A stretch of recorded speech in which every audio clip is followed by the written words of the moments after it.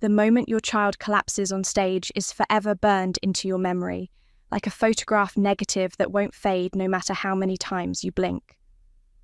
I was sitting in the third row, dead center, watching my 12-year-old daughter, Quinn, perform Chopin's Nocturne in E-flat major when her fingers suddenly froze over the keys. My name is Karen, and I've spent the last 15 years of my life making sure nothing bad ever happened to my little girl. But in that moment, as Quinn's face went pale and her body crumpled beside the grand piano, I realized I had failed. "Quinn!" I screamed, already halfway down the aisle before her head hit the stage floor. Other parents were rising from their seats, murmuring in confusion, but I barely registered them. My heels clattered against the wooden steps as I rushed onto the stage. "Give her space!" someone called out, but I pushed past the gathering crowd. Quinn's chest was rising and falling rapidly, her skin clammy to the touch. I knew exactly what this was. She'd missed her medication. But that was impossible. I'd watched her take it myself before the recital. "Mum?" Quinn's voice was barely a whisper. "I don't feel good."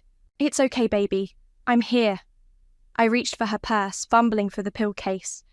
My hands were shaking so badly I could barely open it. When I did, my blood ran cold. Instead of Quinn's prescribed tablets, there were small, white candies. Sugar pills. "Someone call 911!" I shouted, my voice cracking with panic. "Oh, Karen, don't be so dramatic." My sister Lindsay's voice cut through the chaos like a knife.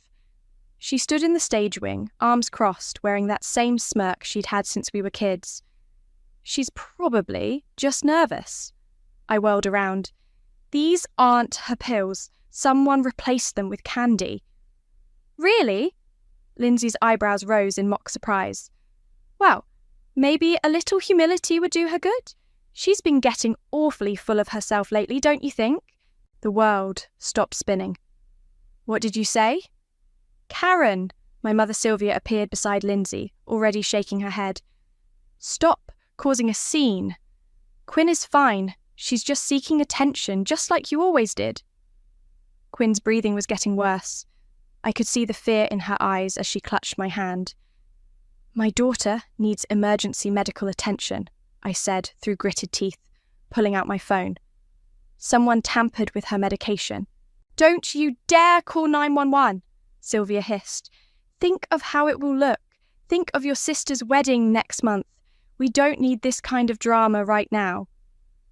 I hit the emergency dial button anyway, watching Lindsay's smirk fade slightly.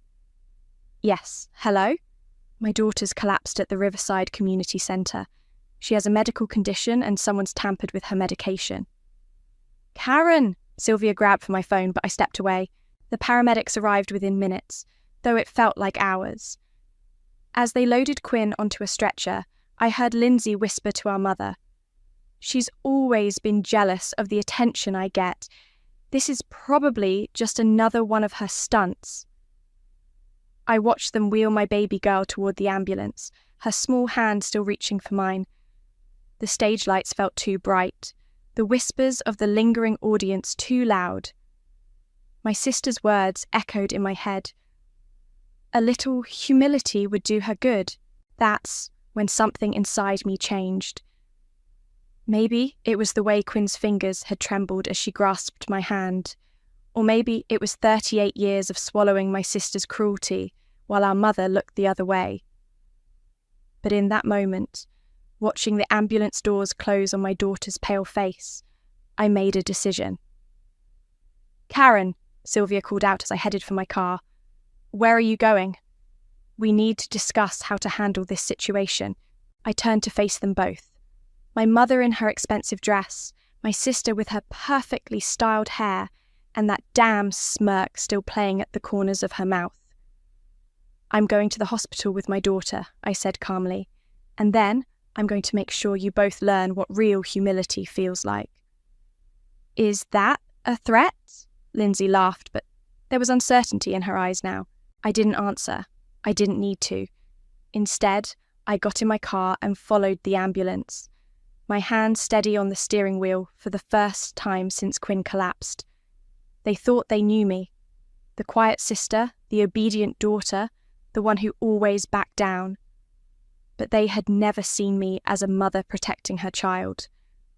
That was the day I decided they would pay, not just for Quinn's sake, but for every time they'd hurt us and walked away smiling. And I knew exactly where to start.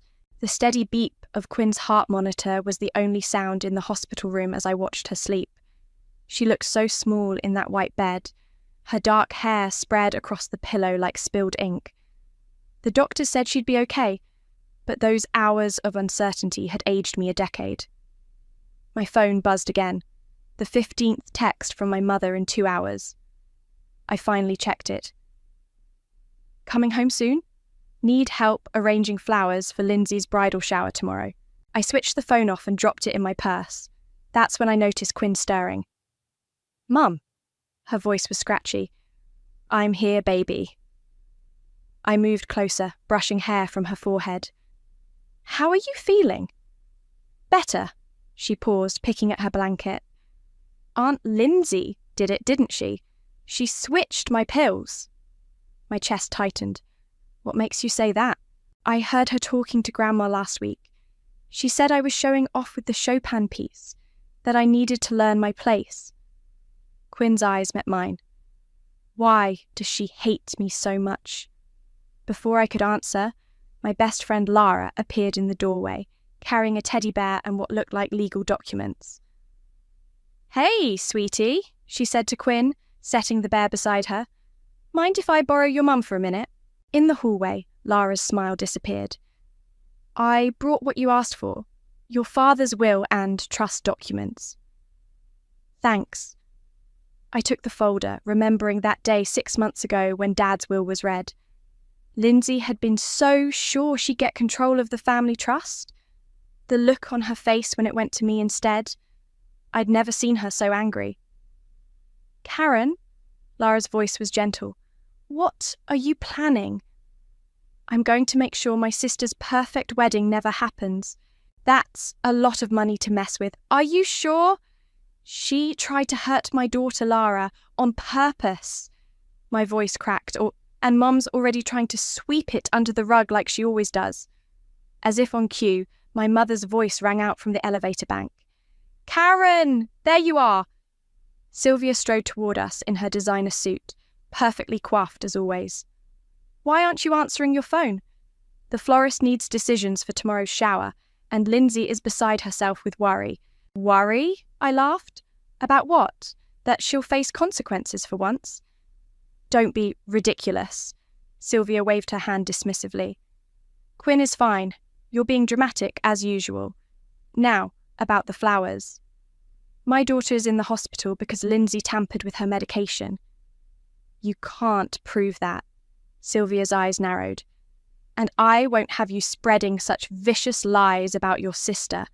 You've always been jealous of her success. Success? I stepped closer. What success? Living off Dad's trust fund while I actually work for a living. Ladies, Lara interrupted, this is a hospital. Sylvia straightened her jacket. Karen, I expect you at the house in an hour. We need to discuss how to move forward from this unfortunate incident. Lindsay's wedding is in 4 weeks, and I won't let you ruin it with these accusations. She turned on her heel and left, the click of her shoes echoing down the hallway. Lara touched my arm. What are you thinking? I opened the folder, scanning the trust documents until I found what I was looking for. Dad wasn't stupid.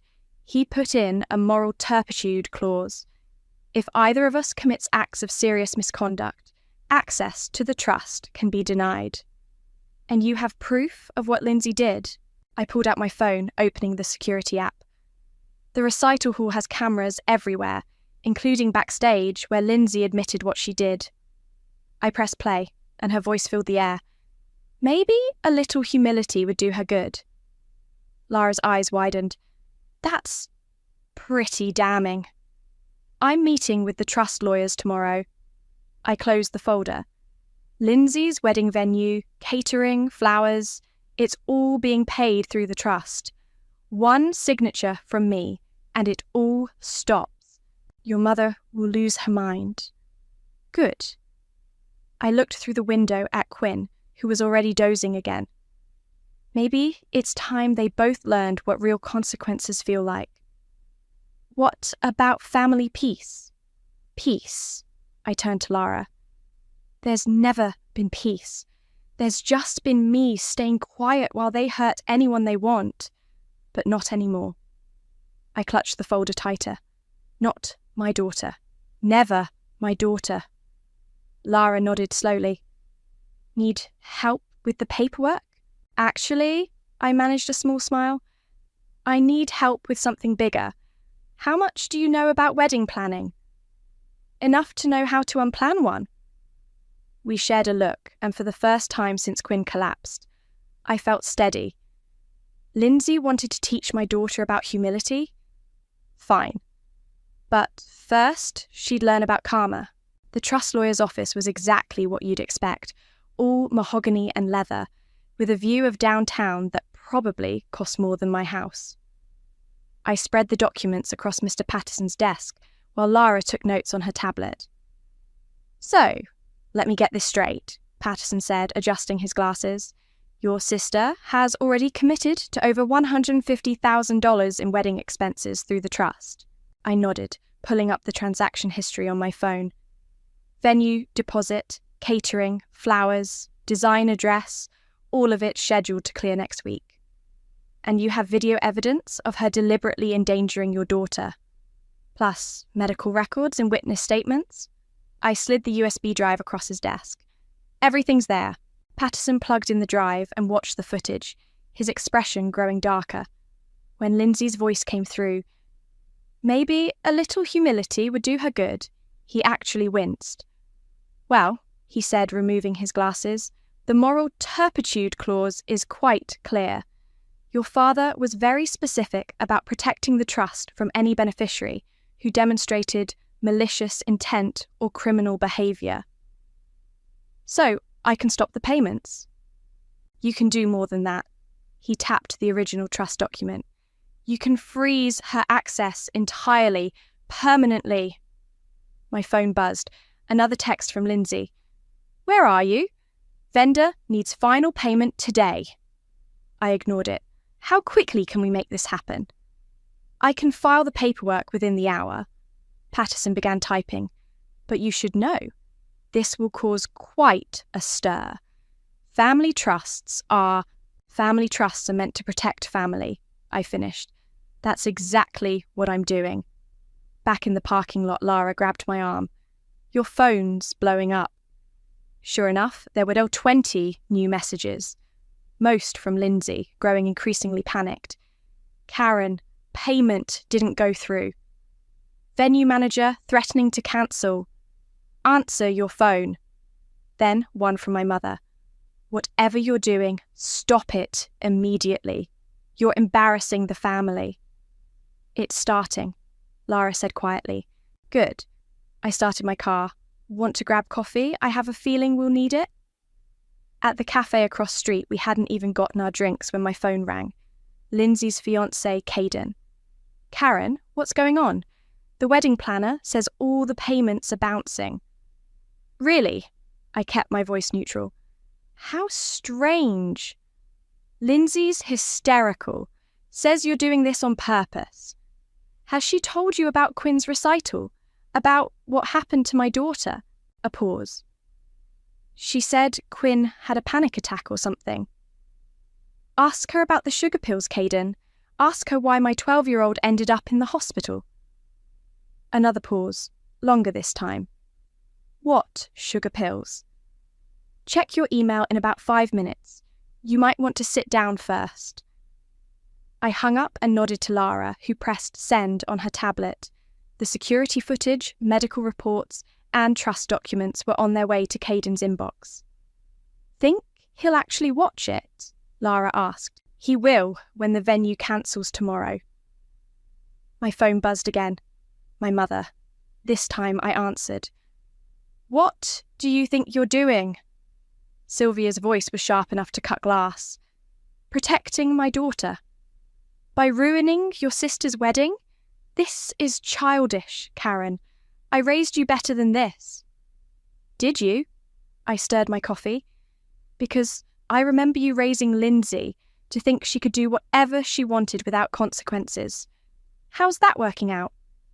If you don't fix this immediately, you'll what? Take away my inheritance? Cut me out of the will? Dad already made sure you couldn't touch this trust. That's why he left it to me. Your father would be ashamed of you. No, I said quietly. He'd be ashamed of you for letting Lindsay hurt Quinn, for defending her instead of protecting your granddaughter. I'm coming over, she snapped. We need to discuss this face to face. I'm not home, and even if I was, there's nothing to discuss. The papers are filed, the trust is frozen, Lindsay's perfect wedding is over. I hung up as another text came through. From Caden. Just watch the video. We need to talk. All of us. Lara leaned forward. Ready for phase 2? I pulled out the second set of documents. Bank statements showing suspicious transfers from the trust to my mother's personal account, labelled as maintenance expenses. Mum's been skimming from the trust for years, I said. Time to freeze her access too. That means she'll lose the house, Lara reminded me. Your childhood home. I thought about Quinn in that hospital bed. About years of watching Lindsay hurt people while our mother looked the other way. About Dad's signature on the trust documents, giving me control because he knew this day would come. Good, I said, reaching for my phone. Time to call Patterson again. The cafe door chimed and Lindsay burst in, mascara running down her face. What have you done? I took a slow sip of coffee. I taught you about humility. Lindsay slammed her hands on our cafe table, making the coffee cups rattle. Fix this, now! I can't, I said calmly. The trust is frozen pending investigation of criminal misconduct. Criminal? She laughed hysterically. It was a joke, a harmless prank. A prank? I stood up slowly. Quinn could have died. Oh, please. Lindsay rolled her eyes. You're so dramatic. She was fine. She was in the hospital. For one night. Meanwhile, you're destroying my entire wedding. Her voice cracked. The venue just cancelled. Do you know how embarrassing that is? Almost as embarrassing as watching your daughter collapse on stage. Lara touched my arm. Maybe we should continue this somewhere more private. Too late. Other customers were already staring, phones out, recording. Perfect. You've always been jealous, Lindsay hissed. Always trying to make everything about you. Even Dad's death. You somehow manipulated him into giving you control of the trust. I never asked for the trust, I said. Dad gave it to me because he knew you couldn't be trusted with it. Ladies? A cafe employee approached nervously. I'm going to have to ask you to... It's fine, I said, gathering my things. We're leaving. Outside, Caden was waiting by his car. His face was stone cold. Lindsay, we need to talk. Not now, honey. She tried to touch his arm, but he stepped back. Yes, now. About the video Karen sent me. About what really happened at Quinn's recital. Lindsay's face went white. What video? The security footage. He pulled out his phone. Where you admitted to switching her medication. Where you said she needed to learn humility. That's not... I didn't... Lindsay spun toward me. You recorded me? The venue recorded you, I corrected. I just requested the footage. You bitch! She lunged at me, but Caden caught her arm. Stop it! He snapped. Do you realise what you did? You could have killed your niece. I would never. But you did, I cut in. And now everyone knows. The venue knows, the caterers know, the florist knows. Want to guess why they're all cancelling? Lindsay's phone buzzed. She looked at it and let out a small sob. The dress shop just cancelled my final fitting. They're refunding the deposit. Karen. My mother's voice made us all turn. She stood there in her Chanel suit, practically vibrating with rage. This ends now. Whatever game you're playing, it's not a game. I handed Caden another envelope. These are bank records showing unauthorized transfers from the trust. Mum's been stealing money for years. Sylvia's face went pale. How dare you? Those were authorized maintenance expenses. For your spa trips, your shopping sprees, your secret apartment in the city. I shook my head. Dad's will was very specific about what qualified as maintenance. Your lifestyle doesn't. What apartment? Lindsay asked sharply. Sylvia shot me a look that could kill. This is ridiculous. I'm your mother. And I'm Quinn's mother. I stepped closer. You chose to protect Lindsay after she hurt my daughter. Now you can both face the consequences. Consequences? Sylvia laughed bitterly. Like what? Like eviction. I pulled out one final document. The house is part of the trust. With your access frozen, you have 30 days to vacate. The colour drained from her face. You wouldn't. Watch me. Caden cleared his throat. I think we need to postpone the wedding. What? Lindsay whirled around. No, we can't. We have to.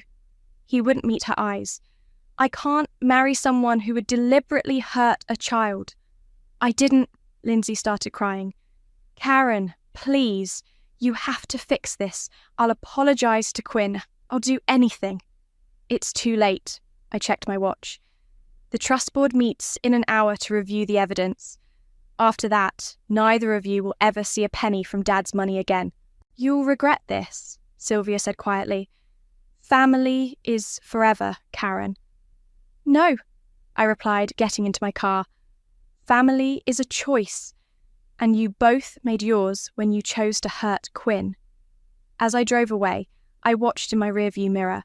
Lindsay crying on the sidewalk, Caden walking to his car alone, my mother standing straight-backed and proud even as her world crumbled. My phone buzzed, a text from Quinn. When are you coming back to the hospital? I smiled, making a U-turn. There was only one family member who mattered now, and she was waiting for me. Behind me, I could hear Lindsay's screams echoing across the parking lot. You've ruined everything. No, I thought. I just showed you what real humility feels like. The attic of my childhood home smelled exactly the same, like old books and broken promises. I hadn't planned on coming here, but Lara insisted we needed to check for documents before my mother's eviction. Look at this, Lara called from behind a stack of boxes. Letters from your dad? Mum keeps everything, I said, but then froze when Lara held them up. They were addressed to me. These were never opened, Lara said quietly. My hands shook as I broke the first seal. The letter was dated just weeks before Dad died. My dearest Karen, if you're reading this, I've finally found the courage to tell you the truth. I've watched for years as your mother and sister hurt you, and my silence makes me complicit. I'm leaving you the trust not because you're more responsible, though you are, but because you're the only one who will protect what's right. I'm sorry I couldn't stop them from hurting you, but I can give you the power to stop them from hurting Quinn. Karen? Lara's voice seemed far away. You okay? I wiped my eyes. He knew. All this time he knew what they were like. A floorboard creaked behind us. What are you doing up here? My mother stood in the attic doorway, her face tight with anger. I held up the letters. When were you going to give these to me? Those are private. They're addressed to me, my voice cracked. Dad wrote them for me, and you hid them. To protect you, she snapped. Your father was confused near the end. He said things he didn't mean, like the truth. I opened another letter. Like how you've been manipulating both your daughters for decades. Get out of my house. It's not your house anymore. I stood up. The trust board made their decision an hour ago. You and Lindsay are both permanently cut off. Her face went blank. You're bluffing. Check your bank account. She pulled out her phone, hands trembling as she typed. The colour drained from her face. What have you done? What Dad should have done years ago. I gathered the letters. Stopped you. Mum. Lindsay appeared behind her, eyes red from crying. Caden's calling off the wedding. He won't even talk to me. Fix this, my mother demanded. Now. No. Then I'll tell everyone what you're really like, Lindsay threatened. How you've always been jealous, always wanted what I had. Go ahead. I pulled out my phone. But first, explain this. I played the security footage again, this time with enhanced audio. Lindsay's voice filled the attic. A little humility would do her good. She's too perfect, just like her mother. Turn that off. Lindsay lunged for my phone, but Lara stepped between us. It's already online, I said calmly, along with the hospital records and police report. Police report. My mother's voice shook. Tampering with medication is a felony. I moved toward the stairs. The detective wants to speak with you both tomorrow. You'd send your own sister to jail? Lindsay whispered. You could have killed my daughter. She's fine. Because we got lucky, I shouted, making them both jump. Because the ambulance came quickly. Because the doctors knew what to do. But you didn't know that when you switched her pills, did you? You just wanted to hurt her, to hurt me. Silence filled the attic. Dust motes danced in the afternoon light, streaming through the window. Your father would be ashamed, my mother said finally. I held up his letters. Actually, I think he'd be proud. He left me these letters and the trust for exactly this moment when someone needed to protect this family from you two. My phone buzzed. A text from Quinn's nurse. She's asking for you. I have to go, I said, heading down the stairs. The eviction notice gives you 30 days. I suggest you start packing. Karen, wait. Lindsay's voice was small. Please. I'll apologise to Quinn. I'll do anything. I turned back one last time. You know what's funny?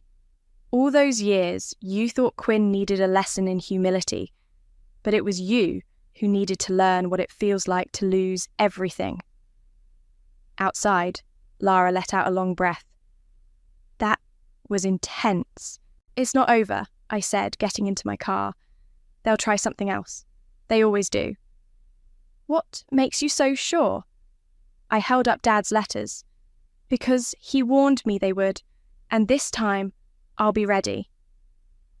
As we drove away, I watched my mother and sister in the rearview mirror, standing in the doorway of the house they'd soon lose. They looked small somehow, diminished without their power and pride. My phone buzzed again, another text, this time from an unknown number. You've made a terrible mistake. Blood is thicker than water. I showed it to Lara. See? Already starting. What are you going to do? I smiled grimly. Exactly what Dad would have wanted. Protect what's right. The video arrived in my inbox at 3 a.m, sent anonymously, but I knew it had to be from one of Caden's event staff. The footage showed my mother and sister in what looked like a hotel conference room, their voices rising above the sound of moving furniture. This is all your fault, Sylvia screamed at Lindsay. You couldn't leave well enough alone, could you? Had to teach Quinn a lesson. Now look what's happened. I watched it 3 times before forwarding it to Patterson, my trust lawyer. His response came minutes later. This is exactly what we needed. Quinn was being discharged today, and I was gathering her things when Caden appeared in the doorway of her hospital room. Can we talk? He asked quietly. Quinn looked between us. Mum, it's okay. I need to pack anyway.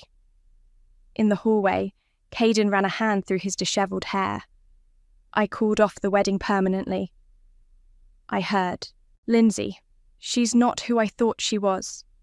He pulled out his phone. Look at these texts she's been sending me. The messages were unhinged, Threats, guilt trips, promises to change. Classic Lindsay. She'll never change, I said. Neither will my mother. I know that now. He hesitated. There's something else. They're planning some kind of replacement wedding party. Private event, close friends only. They're trying to save face. I laughed. With what money? That's just it. They're asking guests to help fund it, calling it a love offering or something. My phone buzzed. Another anonymous text. Your mother is trying to file for emergency guardianship of Quinn. Claims you're mentally unstable.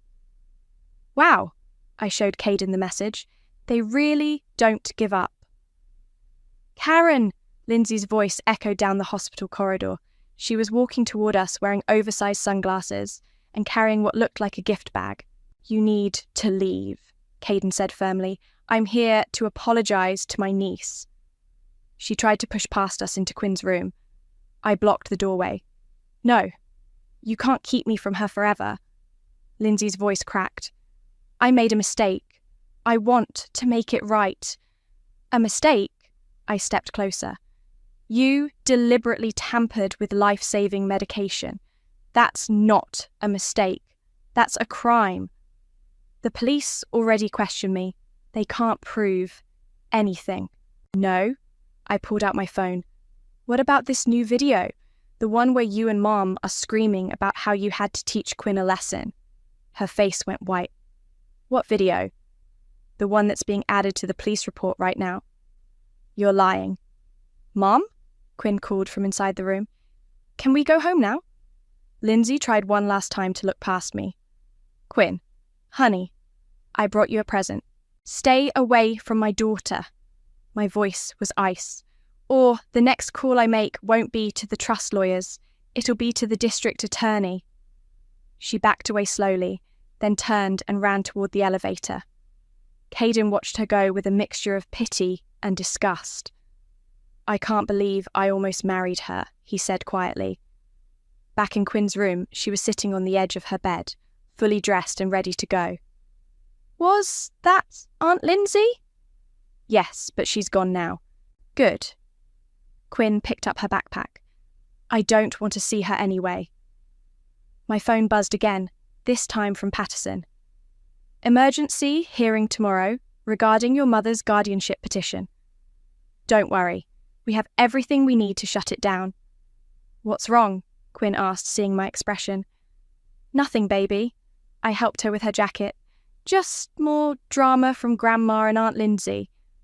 They're not going to stop, are they? No, I squeezed her hand. But they can't hurt us anymore.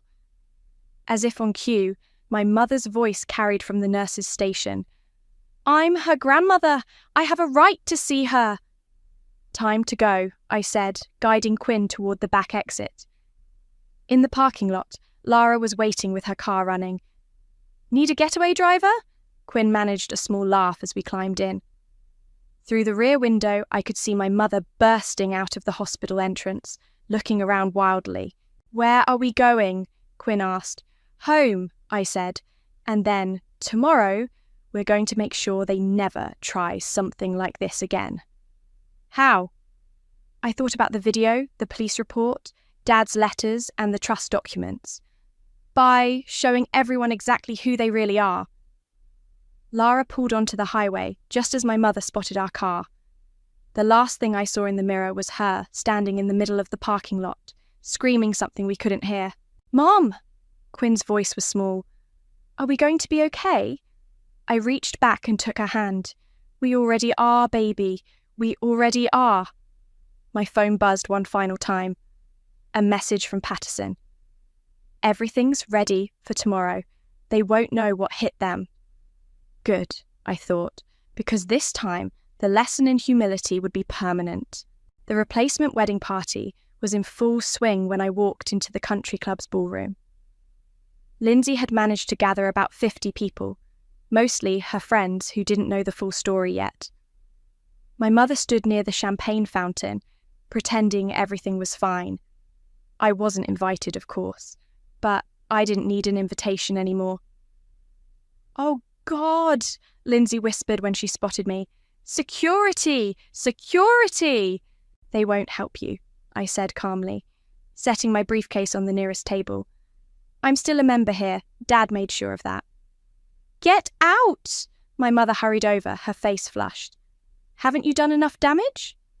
Actually, I pulled out a stack of folders. I'm just getting started. Caden emerged from the crowd. What's going on? Karen's trying to ruin everything again, Lindsay sobbed. On my special day. Special day? I laughed. You mean your fake wedding party? The one you're funding with donated money because you lost access to the trust? The room got quieter. Guests were starting to pay attention. You want to know why she lost access? I raised my voice slightly. Because she tampered with my daughter's medication, put her in the hospital, and my mother helped cover it up. That's a lie, Sylvia snapped. Really? I opened my briefcase. I have copies for everyone. Security footage, hospital records, police reports, and the Trust Board's official findings. Oh, and let's not forget Dad's letters. What letters? Someone asked. I thought, the ones my mother hid from me. The ones where Dad explained why he left me in charge of the trust, because he knew exactly what kind of people they were. Lindsay lunged for the briefcase, but Caden caught her arm. Don't, he said quietly. It's over. I also have something else, I continued, pulling out one final document. The results of the Morgan Stanley audit, showing how my mother has been embezzling from the trust for years. The whispers grew louder. People were backing away from my mother and sister. You're just jealous, Lindsay screamed. You've always been jealous of me. Jealous? I stepped closer. Of what? Your fake life? Your lies? The way you hurt people and expect everyone to pretend it's okay? I'm your sister. No, I said quietly. You're just someone who shares my DNA. And now everyone knows exactly who you are. My mother tried one last time. Your father would be ashamed. Don't you dare talk about Dad. I pulled out his last letter. Want me to read what he really thought of you both? He wrote it all down. Please, Lindsay whispered, don't do this. Like you didn't do this to Quinn? Like you didn't try to humiliate my daughter? The room was silent now. Every eye was on us. You know what's funny? I looked around at the gathered crowd. All these people donated money to help you save face. Did you tell them where the trust money really went? Did you tell them about Quinn? I think, Caden said loudly, this party is over. People began gathering their things, murmuring amongst themselves. Someone unplugged the music. The champagne fountain gurgled to a stop. You've ruined everything, my mother hissed. No, I corrected her. You did that yourselves. I just made sure everyone knew about it. I left the folders on the table and walked out, leaving them standing in their empty party room. As I reached my car, I could hear Lindsay's sobs echoing across the parking lot. My phone buzzed, a text from Quinn. How did it go? It's done, I typed back. Want to go play some piano? At the hospital conservatory? Yeah. I heard there's a little girl in the cancer ward who loves music. Thought maybe you could play for her. On my way. I started the car, glancing back at the country club one last time. Through the windows, I could see people hurrying to their cars, leaving my mother and sister alone in their ruined celebration. My phone buzzed again. Lara this time. Did you do it? Yes, I replied. And you know what? It didn't even feel like revenge. It felt like justice. Later that evening, I sat in the hospital conservatory, watching Quinn play Chopin for a small girl in a wheelchair. The child's face lit up with every note, and Quinn was smiling. Really smiling, for the first time since the recital. My phone buzzed one final time. A message from an unknown number. You'll regret this. Family is forever. I deleted it without responding. They were wrong. Family isn't forever. Family is a choice. And sometimes The best choice is to walk away and build something better. Quinn hit the final notes of the piece, and the little girl clapped with delight. This, I thought, is what really matters. Not revenge, not punishment, just love, music, and the truth finally set free. The autumn wind scattered leaves across my father's headstone as Quinn and I approached with fresh flowers. She carried a single red-tipped rose, his favourite, and something else clutched in her small hand. "Can I do it, Mom?" I nodded, watching as she placed the rose against the granite, then carefully set a single sugar candy beside it. Our private joke, our reminder of how everything had changed. "I played Chopin again yesterday," Quinn told the headstone. "The whole piece this time, no interruptions." My phone buzzed. Another letter from my mother, forwarded by her attorney. I deleted it without reading, just like all the others. The last one I'd opened had been the same old story. Half apologies wrapped in guilt and manipulation. "Mom?" Quinn pointed toward the cemetery entrance. "Isn't that Aunt Lindsay's ex-fiancé? Caden was walking toward us, hands in his pockets against the chill. "I heard Lindsay moved away," he said when he reached us. "Some small town out west. Changed her name." "I know." I'd received the private investigator's report last week. She was working as a waitress, drowning in debt now that the trust money was gone forever. "How did you find us here?" "Your friend Lara told me. I wanted you to know. I testified at the disciplinary hearing about what Lindsay did to Quinn." Quinn squeezed my hand. "The medical board had suspended our family doctor for covering up the medication tampering at my mother's request. One more consequence neither of them had seen coming." "Thank you," I said quietly. "Is it true about your mum? That she lost the house?" "The trust sold it last week." I smiled slightly. "To a lovely family with 3 kids who can't wait to renovate it." "And the money?" "Going to children's hospitals. Dad would have liked that." Quinn tugged my sleeve. "Can I go play by the oak tree? Just for a minute?" I watched her skip away, her dark hair catching the sunlight. She was stronger now, more confident. The nightmares about the recital had finally stopped. "She's resilient," Caden observed. "She is." I turned back to my father's grave. "More than any of us knew." "Listen." Caden shifted uncomfortably. "There's something else. Your mother, she's been calling my office, trying to get me to help her appeal the trust decision.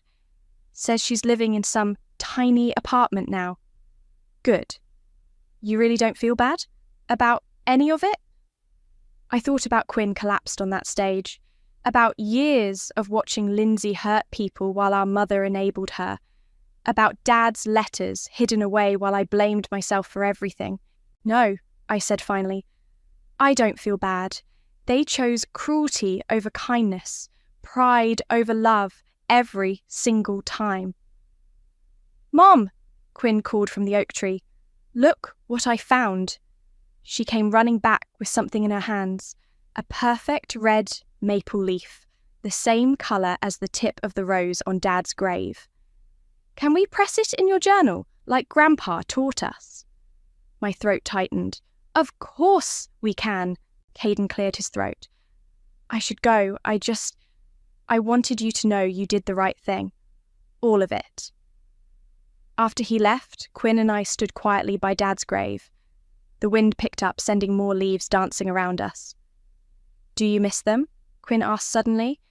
"Grandma and Aunt Lindsay?" "I miss who I wanted them to be," I answered honestly, "but not who they really were." "Me too." She placed the maple leaf carefully next to the sugar candy. "But I'm glad we have each other." My phone buzzed one last time. A message from Lara. "Hospital board approved the new children's wing. The trust money's doing good things." I showed Quinn the text, watching her face light up.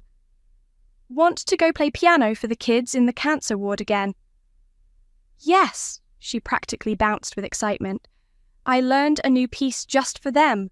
As we walked back to the car, I glanced over my shoulder at Dad's grave. The red-tipped rose stood bright against the grey stone, the sugar candy and maple leaf beside it like small offerings to memory. They say revenge is sweet, but this wasn't about revenge anymore. It was about justice, about protecting what mattered, about choosing love over obligation. Dad had known that when he left me the trust. He'd known exactly what would happen one day. "Ready?" Quinn called from the car. "Ready," I answered, turning away from the past and towards something better. Something real. They say family is forever, but they're wrong. Family is a choice. And sometimes the best choice is to let go of the family you were born with and build the one you deserve. Quinn was already humming her new piece as we drove away, and I smiled. This was our forever now, and it was better than anything revenge could have given us.